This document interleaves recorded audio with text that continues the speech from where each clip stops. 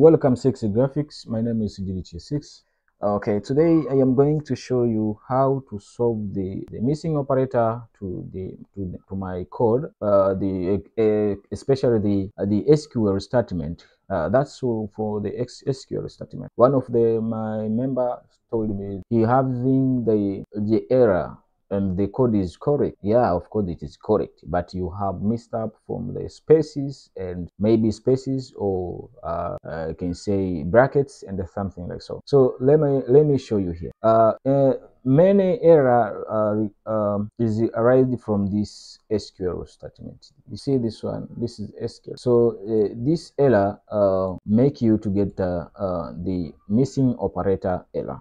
Okay, in this SQL. So in this error, when you remove some of space, for example, let me show you here. When I remove the space from this where condition here, where item code space, so when I remove this space in where condition, then I save this one. Then when I go to my form here, okay, let me save this one. Then I open the main form so as I can get something here. So when I come here and load my table, this is not saved. Okay, it is not saved. Oh, let me create a new order here.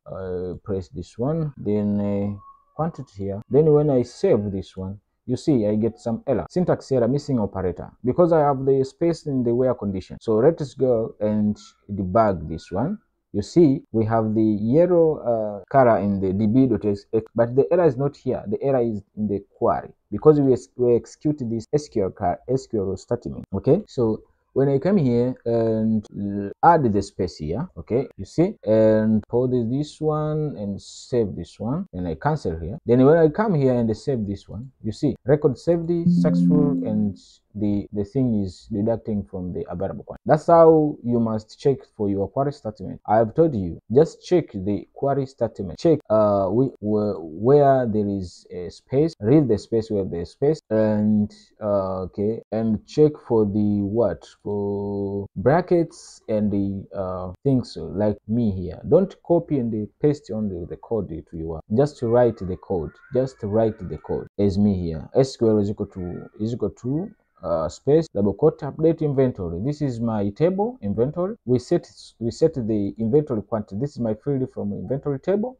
equals to inventory.quantity. We refer to the inventory quantity to the table. Okay, then this available quantity to the table minus, remember here we have the space, minus, then double quote space, minus rs dot field refer to the field to my form, field from my form. Then what the name of the field? The name of the field will be in the brackets and it will be in a string. So you put the double quote and put the name of that field. My name of the field is the quantity. Then we concatenate to the where condition. Remember to leave a space here in double quote space, where item code equals to this one. You put double quote, concatenate to the rs field where the criteria is. Our criteria is the item code to our form. So rs dot fields, you put the name of the field to your form. Okay, that's clear. Then you db will execute. You execute your SQL. So you see here, this is my this is my item code, and this is my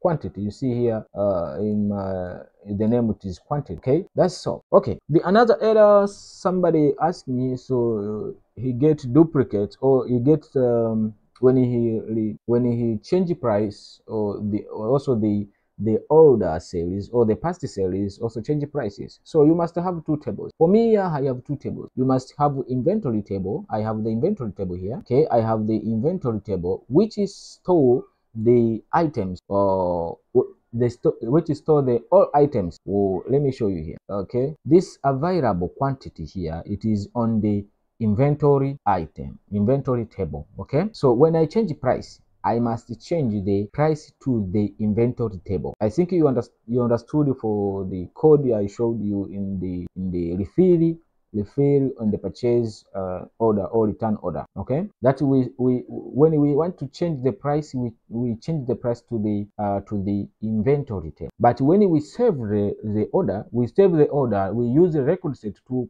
put to fill the data to the newest table. The newest table is, for my table here, I have also the second table is the series order sub. So the series order sub is my second table, which is store the series. Okay, when I open this one, you see it is store the series, the ID number, store the order, item code, then unity, price, then updated date, quantity, discount, then the description of each item, each order with the respect of the order number. Okay, so this press, I use this press to generate report, to make the data analysis, to make analysis of each and everything to my system. So you must have two tables. When we continue to this project, you will see in the change price there in refill or purchase form, we will see how this works. Let me open the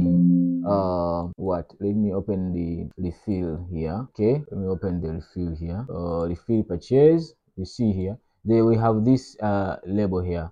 Let me see new, then this one, okay, this thing, and you see here we have change price. So when we change this price, we change it to the inventory table. So this form is grab data, or the source is from the inventory table. So when I change the price, I change the price to the inventory table item. Okay, but when I save the here to my series order, when I save this order, it will be it has the record set. Let me show the record set here. It had the record set. Let me show the record set here. I have the record set to the sales order sub here. After deducting here, after deducting the quantity of that order, then I have to save that the order to this table, sales order sub. You see here, CTRS sub current open record set sales order sub. Okay, so as I will use this data to generate report. So when I change the price, I will not change the past sales price. I think you understand. So thanks for watching. My name is Chesik. Make sure you subscribe, like, and comment. For the next tutorial, we'll go to the one has asked